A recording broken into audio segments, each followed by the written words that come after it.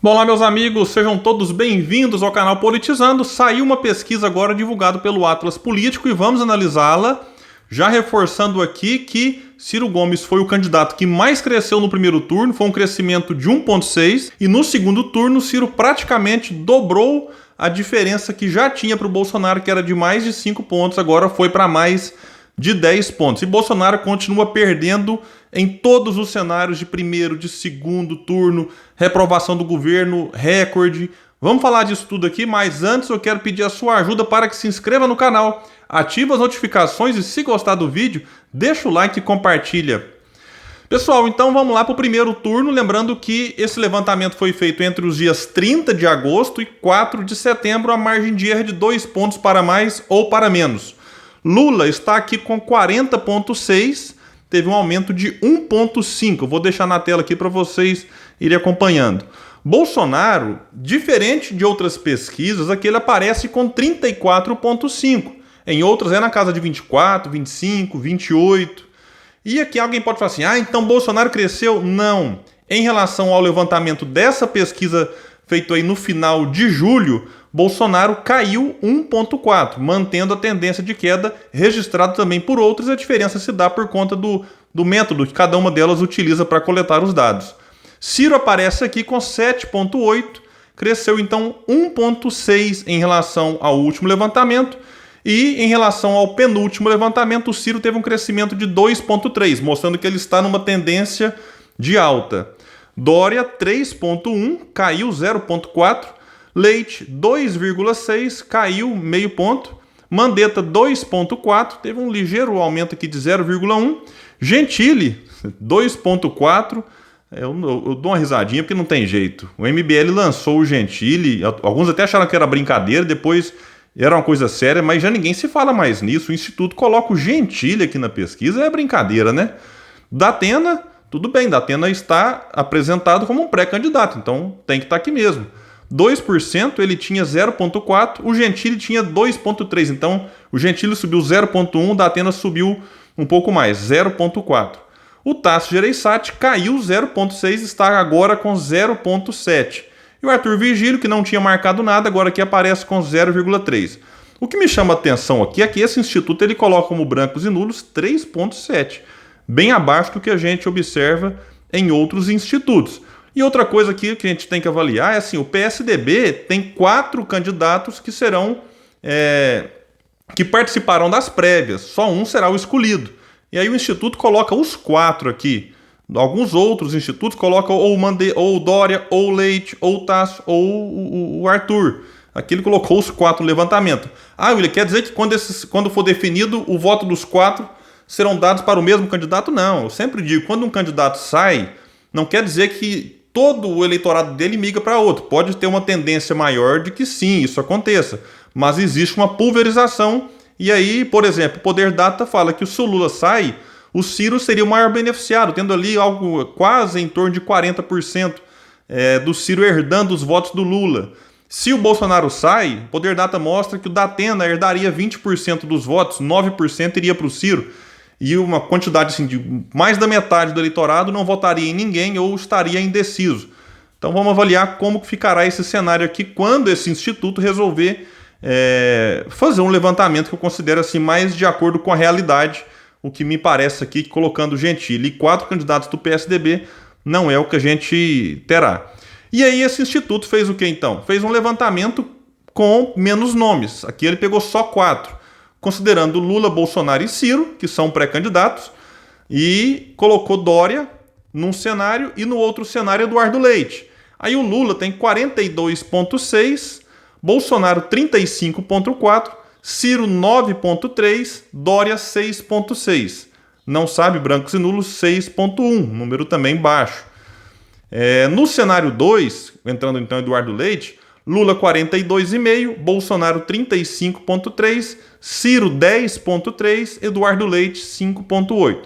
Então, em todos os cenários aqui de primeiro turno, você tem Ciro se mantendo em terceiro, com uma distância considerável do quarto, o que eu acho que é super importante, porque o eleitorado lá na frente vai querer alguém assim, aquele que tem mais chance, e além de ter, no caso do Ciro, um projeto que de fato propõe resolver os problemas do país. No segundo turno, Lula 52,5%, Bolsonaro 35,9%. A diferença que era de 11,1% foi para 16,7%. Ciro 46,3%, Bolsonaro 36,1%. A diferença que era de 5,4% foi para 10,2%. Aqui eles colocam Haddad, e aqui o Haddad ganharia 42,8% contra 35,8%. A diferença era de 3,5%, foi para 7%. O Dória aparece aqui vencendo o Bolsonaro também, 39,7% contra 36,3%. A diferença era de 2,5%, passou para 3,4%. Só que aqui é interessante, eu vou deixar os links para vocês pesquisarem também aí, o Dória e Bolsonaro tiveram queda. Então aumentou o número de eleitores indecisos, branco ou nulo, nesse eventual segundo turno. Moro perderia para Bolsonaro, 33% para o Moro contra 34,1% do atual presidente. A diferença hoje é de 1,1%, ela foi na última pesquisa de 3%. O Eduardo Leite também perderia para Bolsonaro, 33,9% contra 35,9% do presidente. A diferença aqui de 2 era de 5,3%, mostrando que os dois também já estão tirando essa vantagem que Bolsonaro tinha, e aqui a vitória se dá dentro aí do limite da margem de erro, que é de 2 pontos percentuais.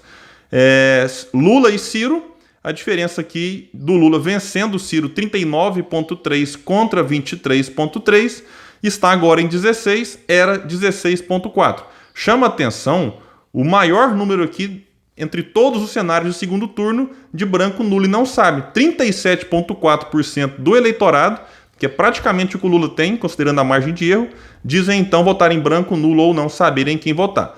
Claro que isso aqui é há 13 meses das eleições. Imaginem um debate entre Ciro e Lula, como não ficaria, e acredito que aí sim o Brasil teria condições de ter um debate de alto nível e avaliar o que o Lula fez, o que o Ciro propõe, as críticas que o Ciro tem feito, que não são de hoje, já vem de um bom tempo. E aí, será que o Brasil quer voltar ao passado, que na minha opinião ajudou a eleger Bolsonaro, ou o Brasil quer pensar numa proposta para o futuro, que realmente resolva os problemas do país e não simplesmente faça com que a gente, se beneficiando de uma alta dos preços das commodities, cresça o PIB e, a partir desse crescimento, pratica algumas políticas, interessantes, mas que, diante da queda da economia, tudo isso vai por água abaixo e se perde, como aconteceu durante ali o governo Dilma. Reprovação do governo Bolsonaro atinge novo recorde. Aprovação do governo, ótimo ou bom, 24%. Esse número aqui ele bate com outros institutos, por isso eu estou achando estranho Bolsonaro com esse percentual que ele tem aqui. Teve uma queda de 2 pontos. Ruim ou péssimo, agora é 61%, subiu 2 pontos. 14% regular, 1% não sabe. E o desempenho do presidente é aprovado por 32%, teve uma queda de 4%. Desaprovado por 64%, teve um aumento de 2%, não sabe, 4%. Teve um aumento aqui também de 2%. Então essa é a melhor pesquisa para Bolsonaro, pegando apenas o número. Mas se a gente olha a tendência, ela também mostra Bolsonaro perdendo apoio, perdendo popularidade. E algo curioso, ele tem praticamente o mesmo número no primeiro e no segundo turno, o que mostra que, mesmo quando vai para um cenário só com 2, ele mais 1, ele não consegue ter apoio. E, curiosamente, ele teve 34,5% no primeiro turno. Contra o Moro, por exemplo, ele teve menos votos, ele teve 34,1%. Claro que aí aqui está dentro da margem de erro de um e do outro cenário, então, mas é realmente curioso observar que Bolsonaro ele não cresce em segundo turno, que acontece com todos os outros. Lula continua crescendo aqui, diferente, por exemplo, do Poder Data, que pega 2 meses seguidos do Lula em queda. O Bolsonaro perdendo aqui para Ciro por mais de 10 pontos, Mandetta e Dória, reforça a ideia de que daqui a pouco o eleitorado vai perceber que não é só o Lula que derrota Bolsonaro, porque o Lula hoje ele se apresenta como a democracia para vencer o fascismo. Não se fala de projeto, não se fala de ideias, é baseado nisso. É a democracia contra o fascismo, e aí ele encarna a democracia, é o velho nós contra eles, né? É o Lula contra o resto, quem não está com o Lula está com o fascismo. O que é um grave equívoco. Eu tenho profundas divergências de vários candidatos, mas não dá para considerar que é só o Lula que está no campo da democracia, como ele tenta fazer com que seus eleitores acreditem, e muitos acabam acreditando e replicando isso nas redes sociais. Mas daqui a pouco essa tensão vai reduzir, pelo menos eu espero, eu acho que ela faria bem para o Brasil, poder avaliar, sim, um cenário menos polarizado, até porque não é uma polarização de ideias, de um liberal e alguém que é mais desenvolvimentista. Não, é uma polarização baseada no ódio, da negação. Eu nego Bolsonaro, logo eu fico com Lula. Eu nego Lula, logo eu fico com Bolsonaro. O Brasil não merece isso. Dória e Leite não estão empolgando, estão caindo aqui nesse instituto, como acontece também em outros. O Datena, que apareceu bem em outras pesquisas, aqui ele cresceu um pouquinho, mas está com 2 pontos. Poderia ser uma surpresa, alguém que está aí na televisão, na rádio há muitos anos, mas parece que não terá vida fácil. Claro que tudo pode mudar até as eleições, e vai mudar muita coisa. E o Ciro, assim, ele tinha 7,5 em março, e alguém fala, mas o Ciro caiu porque o Lula entrou. E existe sim, meus amigos, aqueles que estavam com o Ciro porque Lula estava inelegível. Quando o Lula volta, o Lula voltou não sei o quê, então vou me apegar a esse aqui. Então é natural, todas as pesquisas mostraram o Ciro perdendo um pouco do eleitorado com a volta do Lula. Mas o que a gente percebe? O Ciro chegou, bateu aqui no piso e agora faz um movimento ascendente. Tanto é que ele já está subindo aqui, já é o terceiro levantamento desse instituto que pega o Ciro crescendo. E o que eu digo sempre, ficar no terceiro lugar aqui é importante, não é o suficiente, óbvio, mas é muito importante para ele lá na frente captar o voto do eleitorado, não só que olha para ele como tendo o melhor projeto, mas também aquele que tem também ficha limpa, uma vida, né, nunca respondeu a um processo por corrupção nem para ser absolvido, e pegar o voto daquele que também quer agora um candidato capaz de ir para o segundo turno. Alguém olha agora e fala, William, mas está muito distante. Tá, e estamos também distante das eleições.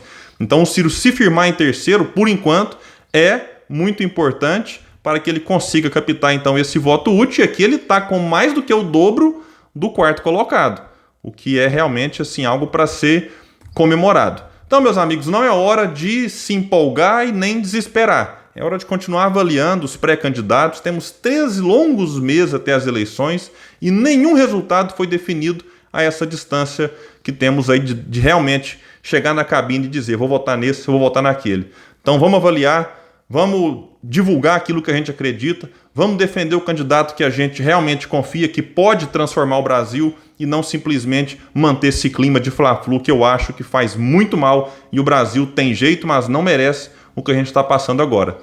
Meus amigos, até mais. Quem não se inscrever puder, se inscreva, dê essa força aí para nós e até o próximo vídeo aqui no canal Politizando.